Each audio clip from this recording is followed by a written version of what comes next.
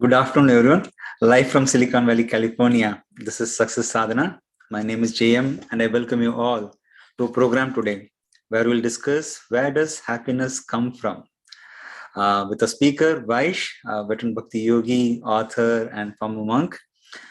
He has been traveling to UK for last 3 weeks, and we are very happy that he's back to share his wisdom. Welcome back, Vaish, to another episode of Success Sadhana. Thank you very much, JM. I'm really happy to be back here. I missed it a lot. And I think that the topic about happiness it applies everywhere because it's the preoccupation of any living being is to try to find happiness. I mentioned that to a friend of mine recently, and he said, actually, the preoccupation of every living being is to try to ward off misery. We spend more time doing that. But the nature of the spiritual being is to be happy. And it's far and few in between when we're mixed up with matter. Don't you think, JM? Absolutely. We always long for it, but it's not. It's elusive. Well, it looks like it should be there. An example my teacher used to give is some kind of like ice cream with sand in it. I mean, it's perfectly aligned, but then when you actually get into it, there's some little difficulty. It could be little or big, but there's never unabated happiness, which is kind of what we're after. Who wants to have happiness that's limited by some factor beyond our control? So it's actually the statement of the ancient wisdom literatures that we are by nature blissful, anandamayo bhyasat. And there is a process described there, a step-by-step process. So we'll go into some of the features of that today. Well, everybody, good to see you. And let's start with a little bit of centering and getting some introspection going. Because one of the ways that the Yoga Sutras and the Bhagavad Gita describe happiness is that it comes from within. Now, I know that sounds cliche. Everyone says it, but how is it that one can taste that happiness? And one of the ways, as mentioned in the Bhagavad Gita, is Atman Yevatmana Tushta, is to just notice that we are separate from the body. And the body is a problem for us, although it's a vehicle and it's extremely important to have that vehicle. At the same time, when I identify with the body and I think this is me, because the body is always changing and it goes through its cycles, then I feel like I'm going through cycles and I'm changing, but I'm not. I'm the observer. So let's try being sakshi or witness just for a few minutes. It can really take a load off the mind and to give us an aloofness. It's a term means to stand back and look at something from a higher perspective. Okay, so please sit up just a tiny bit straighter than you were a second ago. And then close your eyes and bring your attention to your breath. In and of itself, just breathing in a more relaxed way, in a more complete way, brings some peace to the mind and body. When we get excited, we hyperventilate, or we hold our breath. So now you have the luxury of regulating your breath and taking sufficient inhales and exhales to feel relaxed. But keep an alert mind. And as you're exhaling, you can mentally say out, and on the inhale, mentally say in. And just be lost in your breath. And any of the other chatter that's going on in your mind from your life situation, however you're being called, just ignore it for now. Tender, loving neglect. You don't have to go anywhere. You don't have to do anything right now. Just be there with your breath.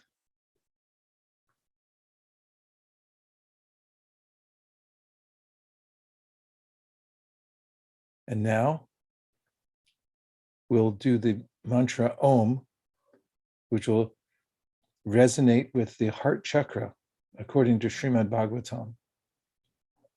The sound vibration of Om is already there within the heart. And when we externalize that sound, it resonates with the heart chakra. So I'll say it 3 times, and behind muted mics, please feel free to join with me. Om.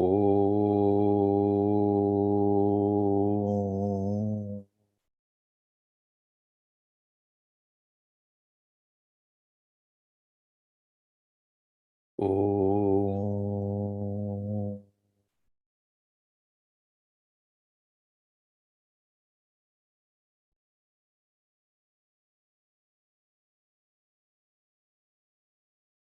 Om.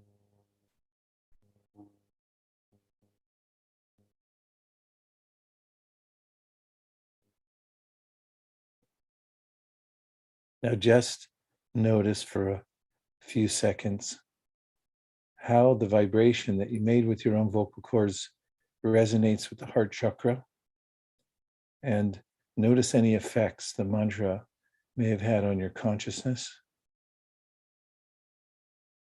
and breathe.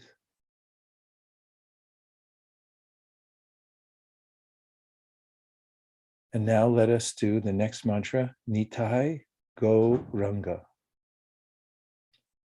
I'll say it 5 times. You can repeat it with me and just listen to the sound as you say it. Nitai Gauranga.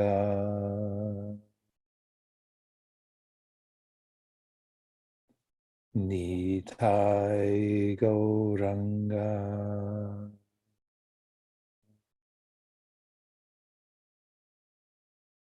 Nitai Gauranga.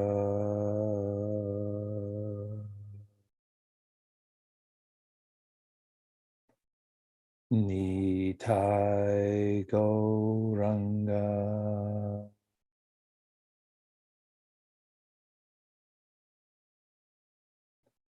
Nitai Gauranga.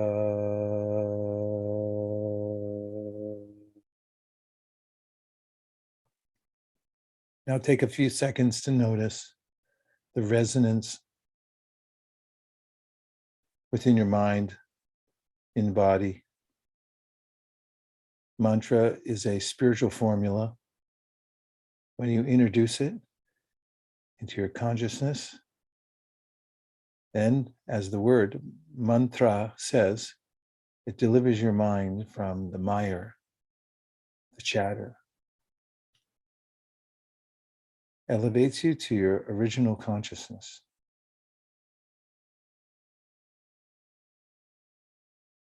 Bring your awareness back to your breath. And then notice that you're the one watching your breath. You have the power of cognition. That's the most amazing thing in the universe. There's nothing more amazing than your own consciousness.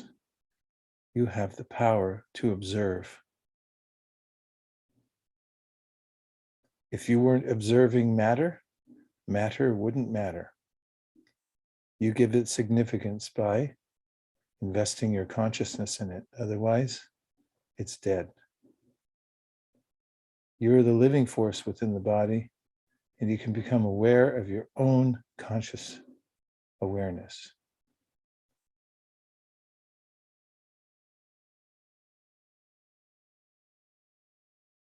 So notice that you're sitting within a body.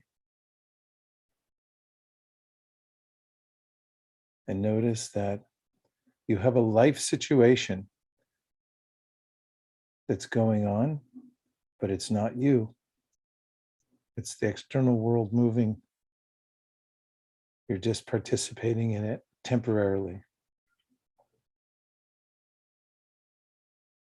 And when every chapter is done, including the chapter that allows this body to maintain itself, you'll still exist, but in another situation, just as you always have.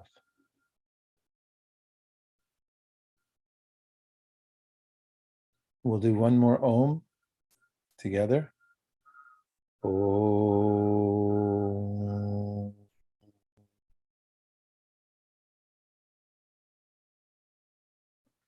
And then rub your hands together to bring some sensation into your external body. Open your eyes and come back into the Zoom room. And let's talk about happiness. So the premise here is that happiness comes from within. And we'll discuss a little bit about the ways in which I can become caught up in the idea of happiness coming from my sensual experience. It's quite prevalent in the world.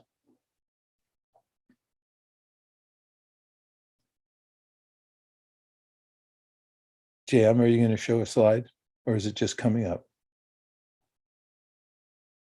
It's coming up. Okay. Well, it's coming up. Does anybody want to comment on the introspection or the meditation, how it was for you?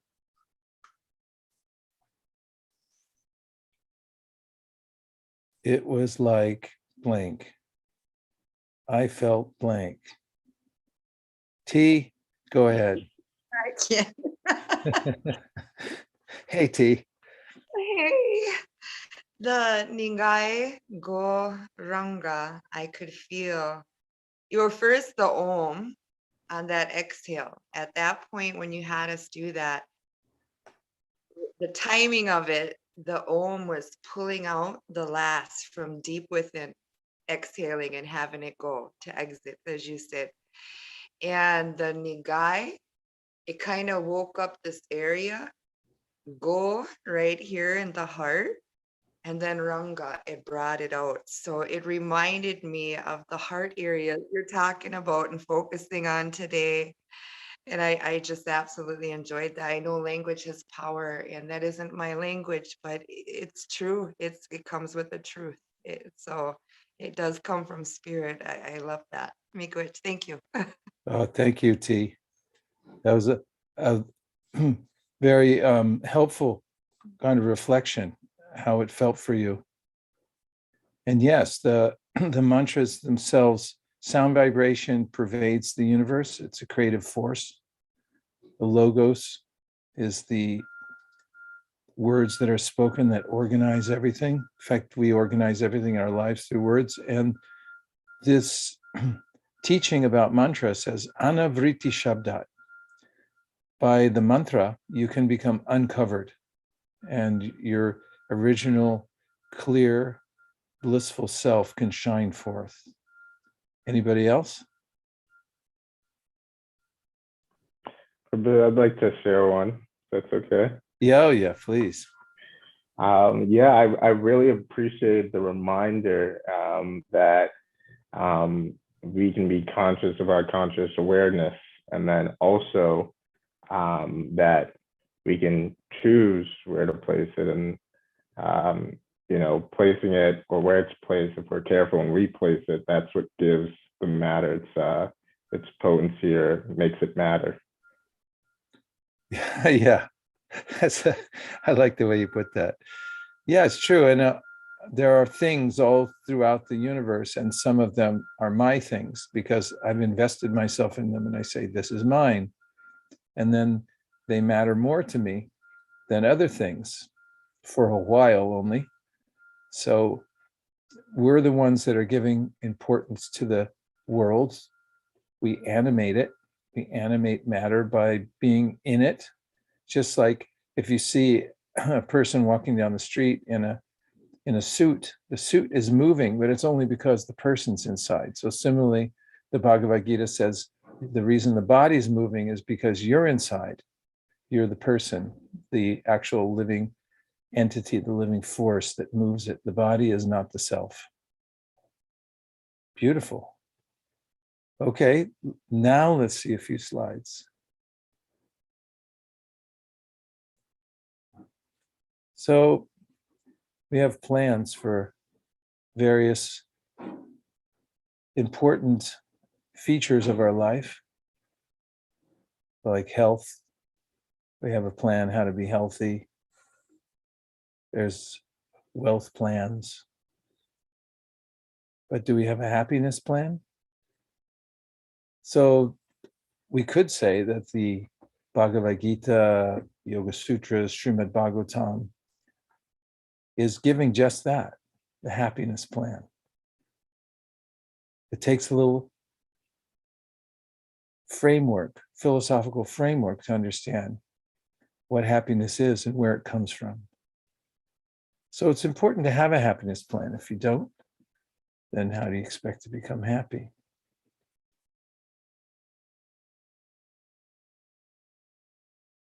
Next. I took this picture many years ago when I was coming through the San Francisco airport, and I was on a roll at that time looking at the various ways in which people present happiness. So look at Ghirardelli chocolate. Moments of timeless pleasure. Moments of timeless pleasure. Human beings think like this. We want timeless pleasure. In other words, there's no beginning and no end. In the Bhagavad Gita, Krishna talks about how pleasure that has a beginning and end isn't worth pursuing. Isn't that interesting? He says, Adyanta vanta kontiya na teshu ramate buddha. A Buddha or an intelligent person doesn't pursue happiness that has a beginning and an end. Can anybody think of a kind of happiness that has a beginning and an end? Come on, everybody, work with me now. What do you think? Just name three kinds of happiness. I'm talking about really interaction with the outside world in the senses that noticeably has a beginning and an end. What do you think? Shubha says relationship, money. Yeah. Relationship, money. Okay, let's have one more. Rajesh said food. Food, yeah. Anything where we touch the senses to their objects. You know, money. Somebody can be poor and then wealthy and then poor again. And oh, that might be a good segue. I forgot that I loaded up a movie for today. So I'm glad you brought this up about money. Let's talk about it, because oftentimes people say, or as the Beatles wrote, money can't buy you love. And it's kind of a common understanding, but how much do I actually believe it? Let's look at it from a semi-scientific point of view. We have a major motion picture here. Would you like to see it? You have to vote. We need a quorum. Otherwise, we can't show it. 1, 2, 3, 4. Thank you. Okay, we're getting there. Thanks, Wolf. All right, major motion picture coming up. This has to do with the pursuit of happiness.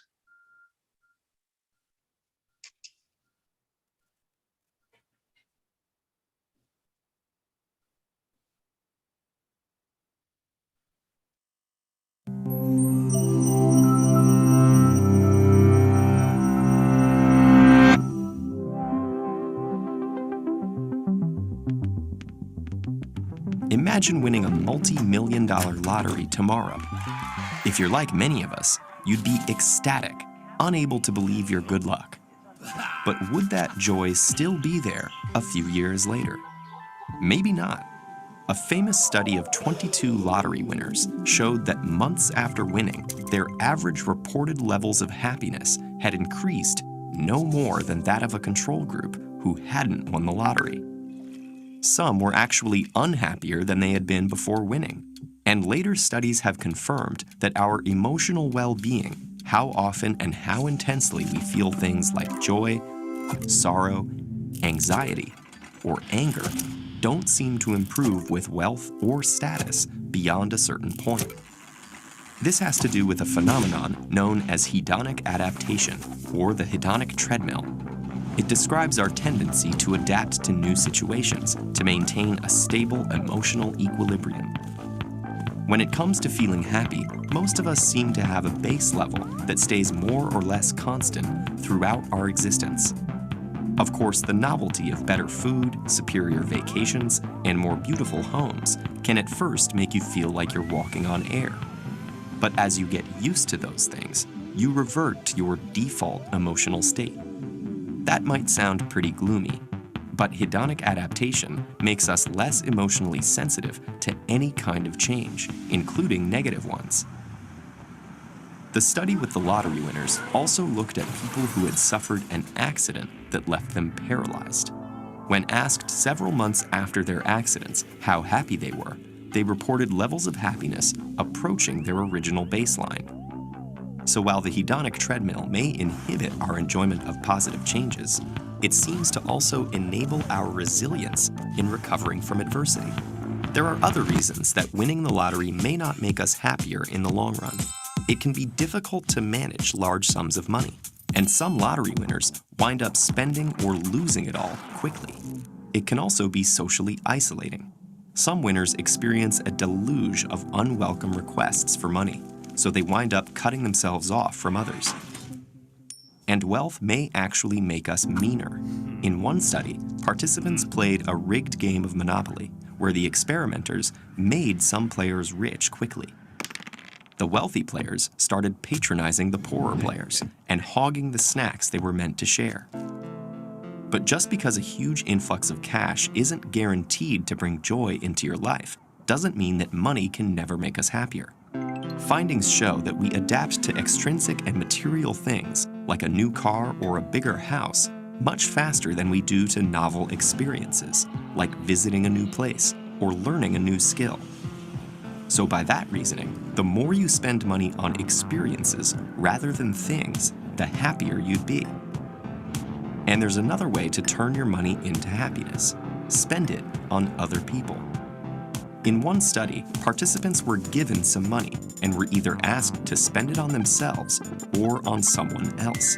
Later that evening, researchers called up these participants and asked them how happy they were. The happiness levels of those who had spent the money on others were significantly greater than that of those who had spent it on themselves. And that seems to be true around the world. Another study examined the generosity of over 200,000 people from 136 countries. In over 90% of these countries, people who donated tended to be happier than those who didn't.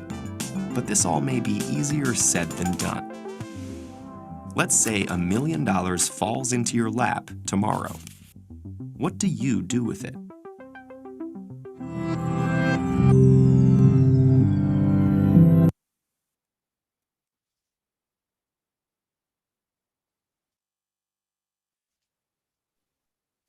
So this raises some important questions, because there's a way in which I may be looking for happiness.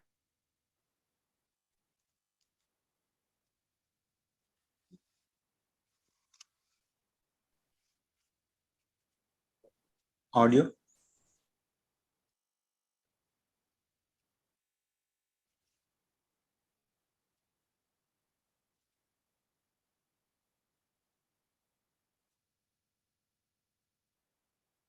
No, not yet. I can see you, unless there is an issue on my end. No, we cannot hear you. I can hear JM, but yeah.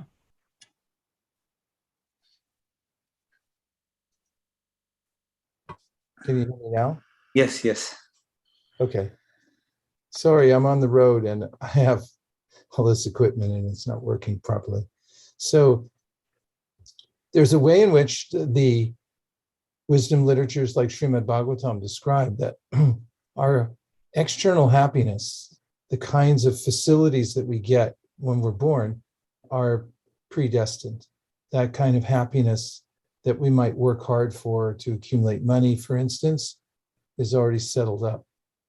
And can't get more and you can't get less either.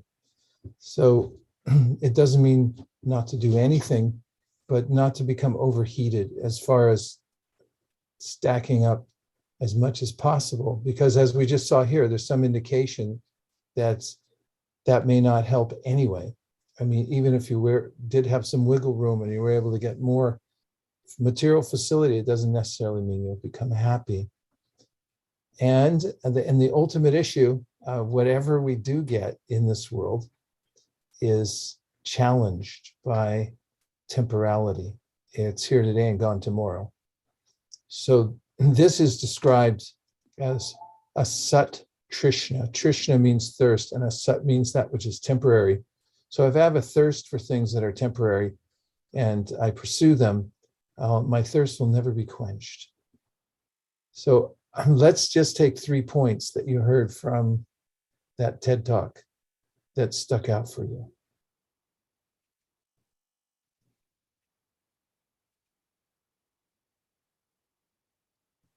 Reflect back anything that you heard that stuck in your mind and some impression.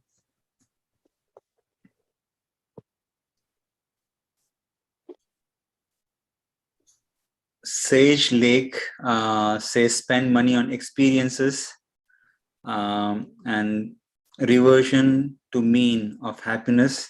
Reversion to mean of happiness, said by R. Raj. And then Subhadra says spend money on others. Essence says we go back to the base level in time always. Charles says those who gave reported feeling happier than those who spent on themselves. That's interesting also. And that goes to some of what we've talked about in previous sessions, and that is a selfless service. When we have this intention of serving others, and when we have the intention of serving the Supreme, then the experience is different than when I'm trying to do it for myself and keep the result. I don't feel the same satisfaction. That's interesting to note. And actually, that's the basis of the process of bhakti yoga, is to fully invest in that, is to segue into a lifestyle in which you're doing things for service rather than trying to hold on to them for yourself. Zila says people isolate with increased dollars. Yeah.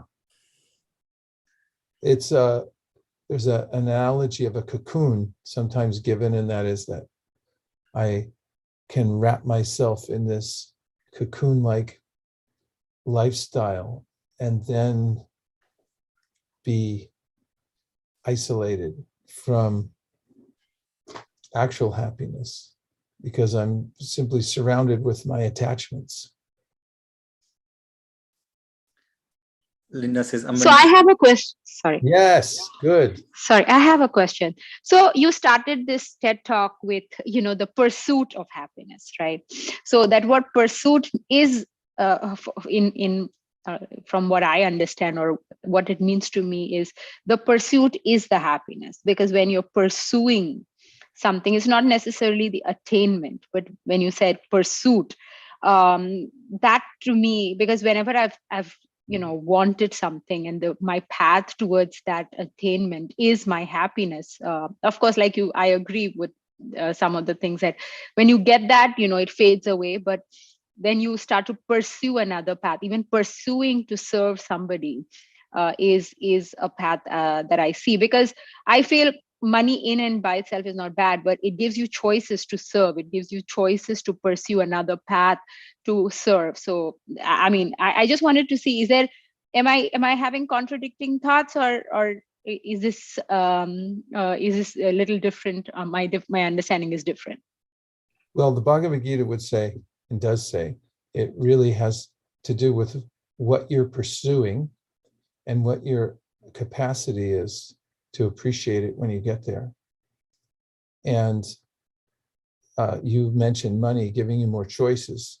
Not necessarily.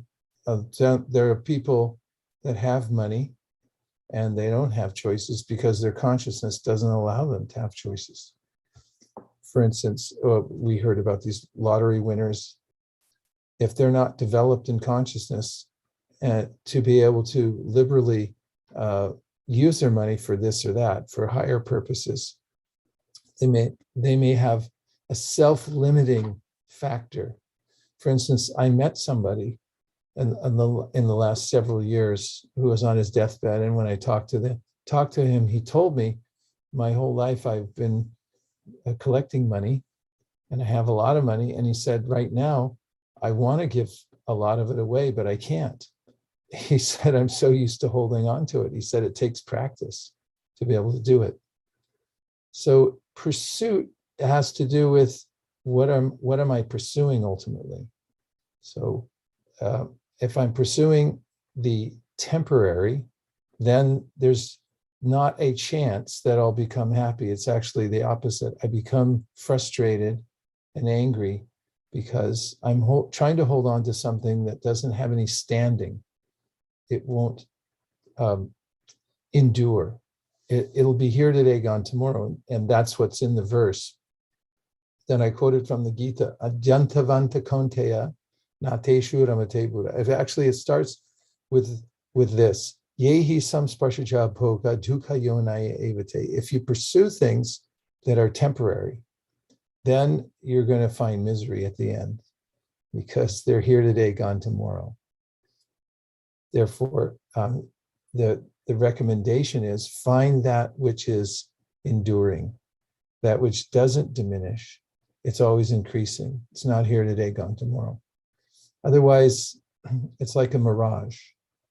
The mirage in the desert looks just like water, and I can pursue it, but I'll never be happy because I'll never actually get it. Whereas if I find where real water is, and a mirage means there must be real water, just like counterfeit money means there must be real money somewhere else. So this is the direction of the wisdom literature, is find that which is real. There's two energies, one that's always existing, always has existed, and always will exist. And then there's the temporary energy, which is called illusory because it's constantly changing. So it says, don't put your energy into that which is constantly changing and has no standing. Put it into the permanent. That's the difference. Thank you so much. Thank you for such insightful questions, as usual. Okay, now there's a few more slides, JM, may we? Yeah. And then we'll come back to Wolf. I see Wolf put something up. So how about this one, everybody? Open a bottle of happiness. This was, I don't know if it's still Coca-Cola's campaign, but we caught him in the act, advertising like this, open happiness. They think about this. It's psychological that obviously everyone wants happiness. And Coca-Cola, if you open the bottle and you leave it out for a couple of days and it doesn't have the fizz in it anymore, you won't like it at all. And not only that, if you drink Coca-Cola, it's just sugar water. Obviously, it's not going to give you happiness, the kind that we're ultimately seeking.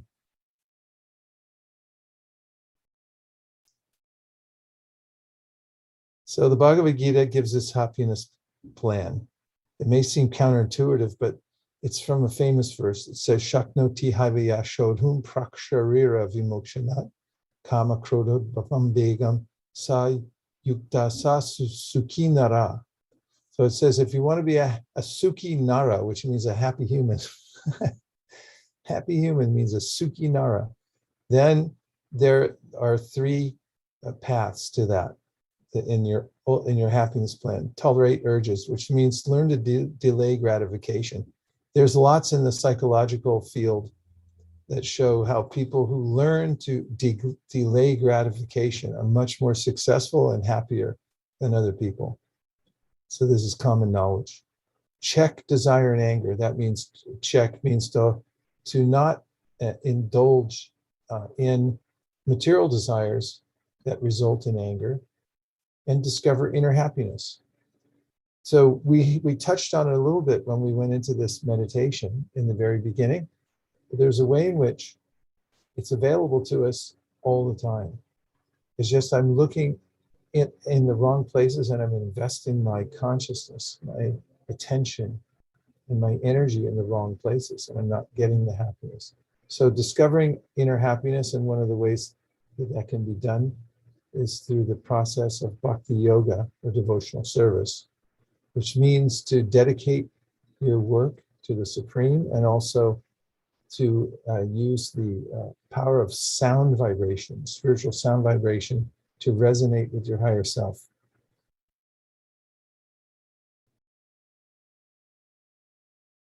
Okay, before we go into this, I just want to see what Wolf and a couple others wrote up on the board.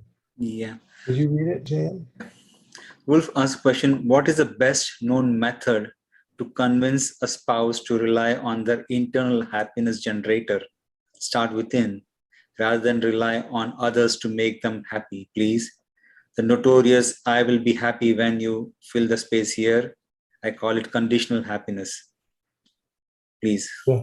The best known method is to lead by example, because in the way of trying to teach others in the family, like spouses or parents, grandparents, cousins, and so forth,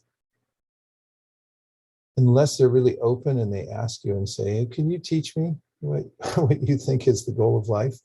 Then giving free advice is one of the least welcome of processes that anyone can do. But I do find, and I have talked to quite a few people who are in a situation where they're more interested in spiritual practice than their spouse or others in the family. And the formula that I've seen as the most successful amongst these practitioners is to set an example and to be the kind of person that other people think, wow, I'd like to be like that. And that's when they get interested. I saw it happen in my family, and you got to wait until the opening is there if you want to express it to people. Otherwise, leading by example and teaching by example sometimes is said, it's not the best way, it's the only way. Be that thing, be that person. May I suggest one thing to add to that? Yes, please. Right, like everybody's on their own path, so you can't really tell somebody. I mean, you maybe have to have that heart-to-heart sometimes, but maybe, well, if you could say, hey, I really like working on my spiritual practice, and I want it to be something that we do together. I want it to be something that you and I share, and invite that person to do with you. And then it's about, like, your focus is togetherness, but then they can have their own experience and maybe gain something from it. That's such good advice. I really like that, the way you framed it, that we can share in this together, and then you allow them to experience it for themselves. Nice. Yeah, I think that's, just a touch on the spectrum, a little more proactive than what I said. And I tend to be conflict avoidant anyway. So I appreciate that you pushed the needle just a tiny bit to the right. Me too. I don't really like conflict either. So Definitely. Wolf had something to say. Yes. Just thank you. I said thank you, both. Yeah, thanks, Wolf. Avtar had another question. How to reconcile the fact when someone intentionally causes harm to you, even when you've protected them from harm many times earlier? How to reconcile that? Well, first of all, we should take some precaution around those who would exploit us. It's not that we should, and I've said this many times on this show, not that we should become a doormat and just let others violate us, our space, our consciousness, our resources, and so forth. We should be diligent about that. Philosophically, if we want to go up to a higher level, there's a way to reconcile anything in this world as a result, a consequence of ways in which I've moved in the world previously. Because the world's about cosmic sensitivity training, and whatever I'm getting is a kind of, as they say, a taste of my own medicine. I've done it, so it's come back to me. Now, if I just say that, most people feel this gives permission to anybody just to do anything. And then they say, well, it's your karma, you deserve it anyway. That's why I said we have to act on two levels. We have to be diligent to protect ourselves emotionally, psychologically, physically. At the same time, philosophically, from a very high level, we can understand that this world is about purification. And there is no perfect situation in this world. In the Gita, Krishna says that every endeavor has some sort of fault, just as fire has smoke. Fire is extremely useful, as we can't live without it, but it has smoke after all.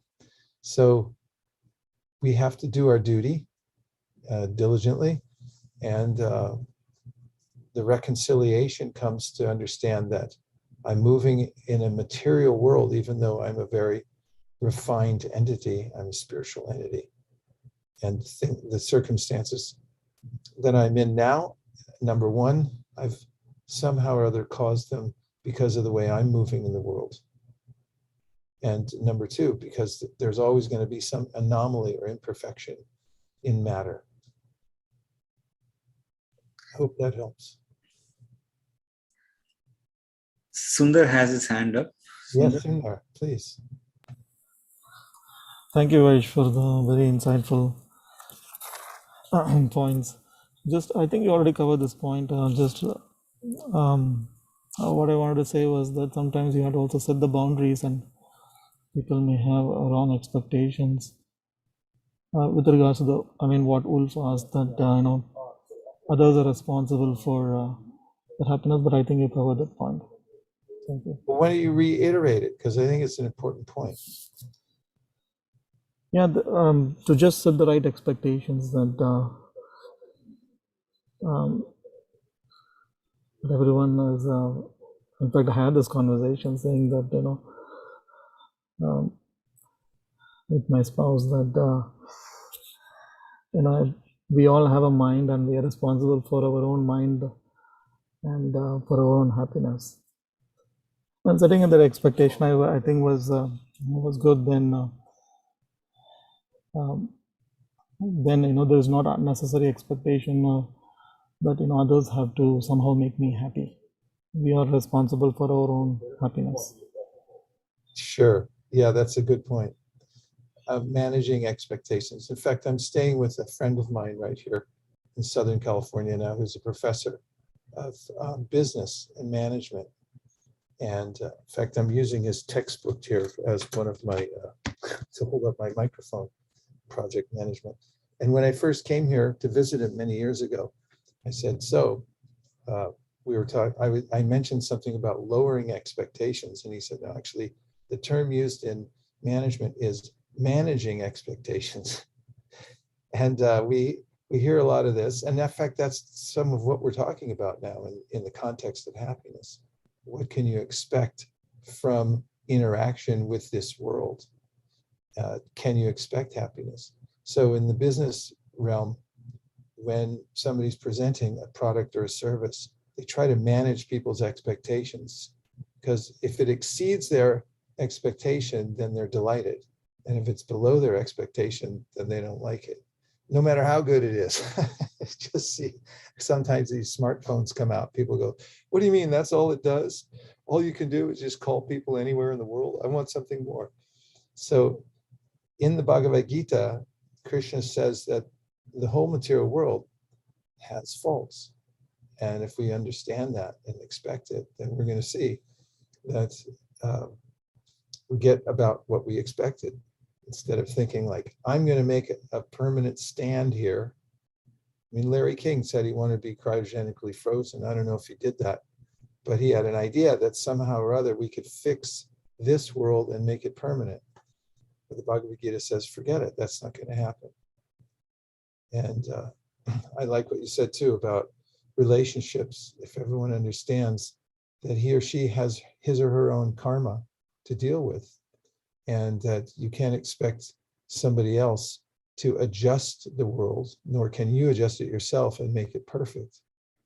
We can, however, repair to our higher nature, which is our spiritual consciousness. And we can tolerate a lot of what's happening that's going sideways for us in the material world, because it will.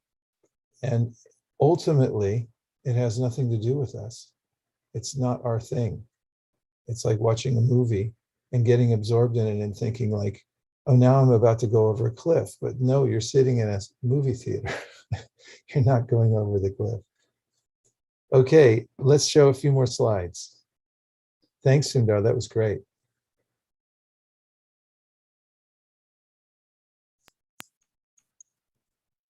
Okay, Sukha and Dukkha. In Sanskrit, Sukha means happiness, Dukkha means misery. So Su means good, Du means bad, and Ka means space. So the kind of space we create within our consciousness is what determines the level of our happiness.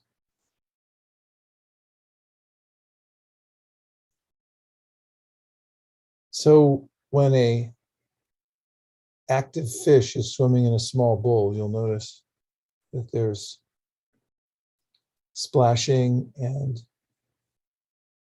it's quite tumultuous.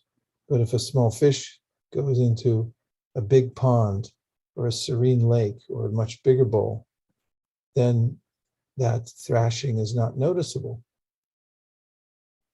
So the comparison given in the wisdom literatures is when we expand our own minds and consciousness through the practice of mantra meditation and through working without fruitive results, let's see the next slide, please, then we are entering into a much larger body. And in that case, we'll feel serenity. And so that's the meaning, the literal meaning of Sukha. And when you contract your consciousness by trying to enjoy matter, you become degraded immediately. As soon as you try to touch matter and say, I have to enjoy this, then the consciousness shrinks and you feel misery. It's the opposite of what you expect. So that becomes dukkha, or bad space. And if you've ever heard anybody say this before, like someone might ask, how are you doing? Say, I'm in a really bad space right now. That's literal. You're in a bad space. So be in a good space, a sukha, be in a good space, expand your consciousness. And then you'll become sukhinara. Everyone say sukhinara. If anybody asks you later today, how are you? You say, I'm a sukhinara, I'm a happy human.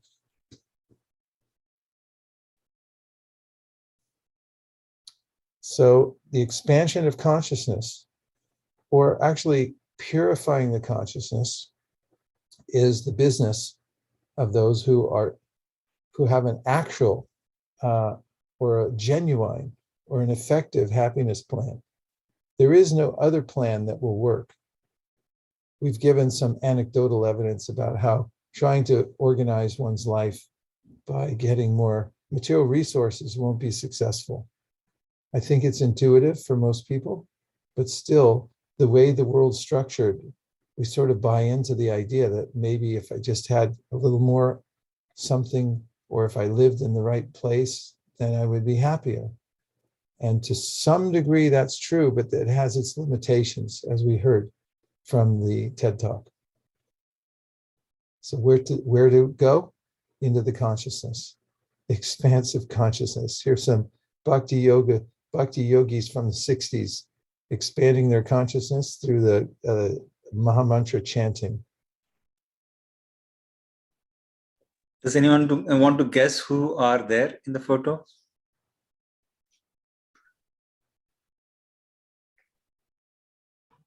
Is that a hint? That we know somebody in the photo? You may. I'm not in it. But do you know who's in it, JM? This is you. That's back not then. me. Okay. That's one. That's a friend of mine, but it's not me. Okay. Yeah. Could have been me, but that's not me. Okay. Manage expectations. I talked about this, so we can go to the next one. I preempted these slides. Charles.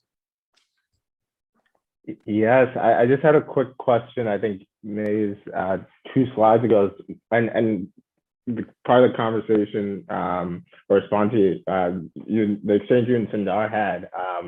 But really, I'm trying to understand, like, how then should we deal with things that, you know, are shining in the world or purport to bring us happiness? Is it recommended that you just stay away from those things? Like, you know, for example, if someone offered, it's like, hey, I have this, you know, Ferrari outside, and you could just come, you know, take it for one spin, and that's it, right? No harm, no foul, whatever.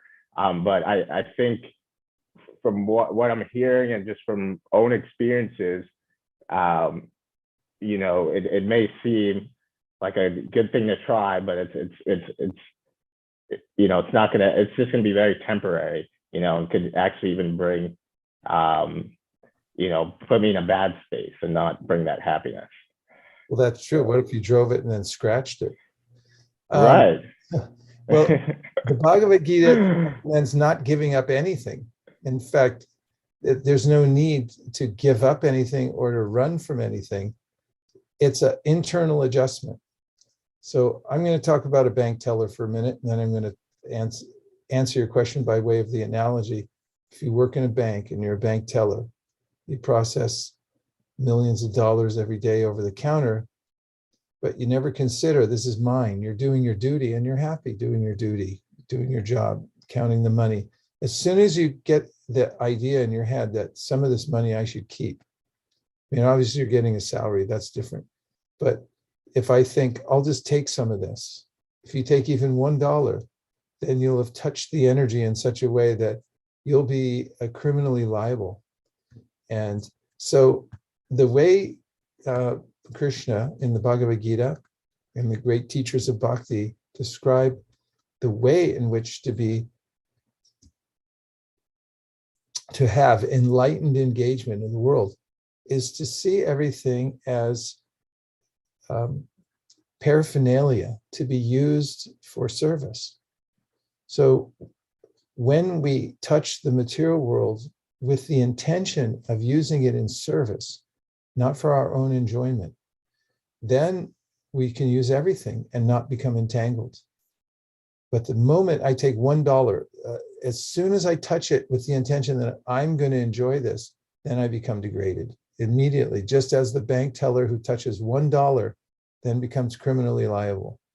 So Krishna gives this example in the Bhagavad Gita of a lotus that grows out of the mud. Lotus flowers are extremely beautiful. Every year when I'm in Japan, I go down to the Osaka Botanical Gardens, at least if it's at the right time of year, it's got to be summer. And they have 200 varieties of lotuses growing in these ponds. And you can go see them.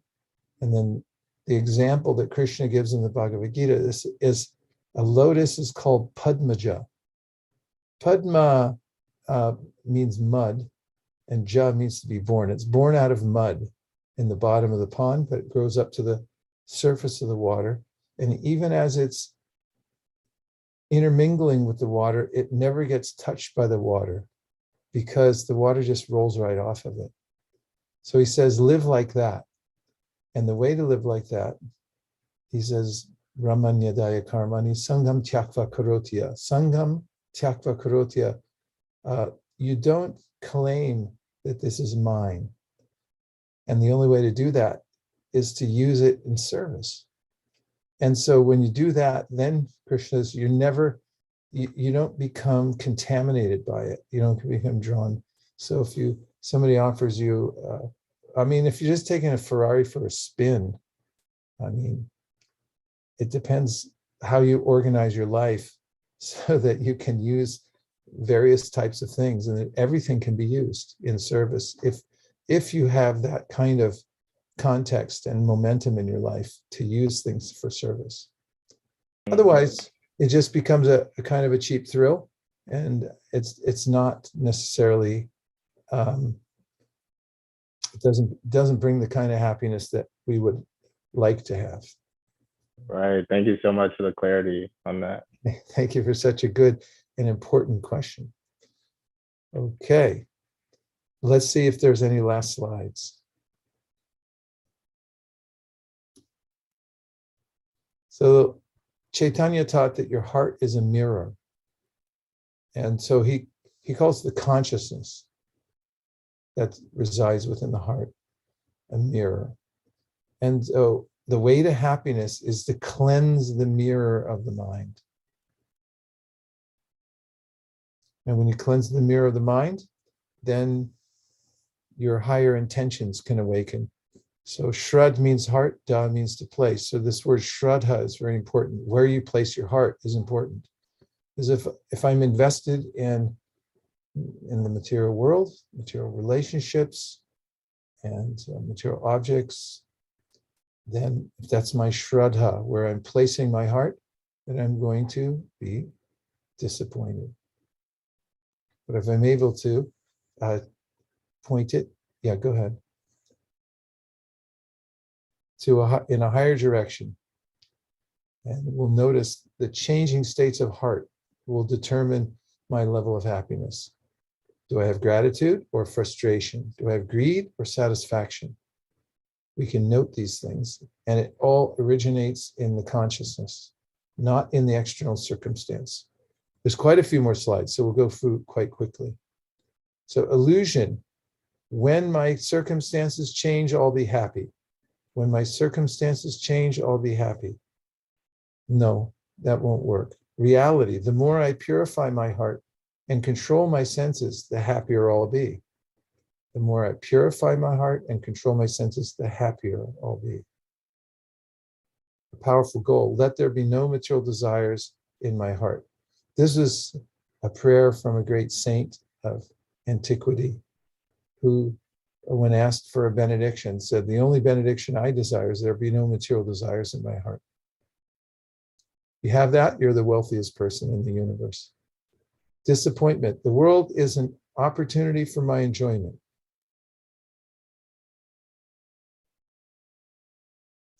Fulfillment, the opposite. The world is an opportunity for service. You can just try saying that. The world is an opportunity for service. Adjustments that foster happiness, a few little adjustments in attitude, humility, voluntary life changes. That is, make a list of your priorities and ways that you want to upgrade into spiritual consciousness. Upgrade your association. It makes all the difference, those you associate with.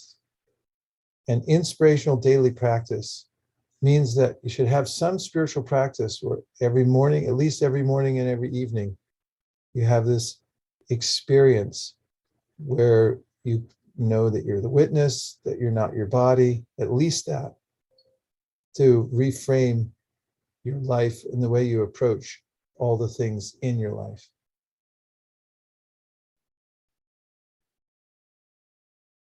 And finally, the ultimate wisdom, every circumstance is an opportunity to improve myself.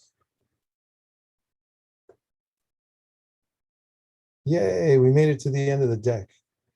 Thank you, everybody. It's been a great pleasure being with you, because I missed being on here when I was in the UK, and then I thought I was going to miss it again. So I had to rush down here to Southern California for some programs this weekend here, and just made it in time, even though all my equipment didn't work properly. I thank everyone for taking your valuable time to come here and have this ongoing discussion. which for me is the most edifying of all. There's a little secret about the yogis.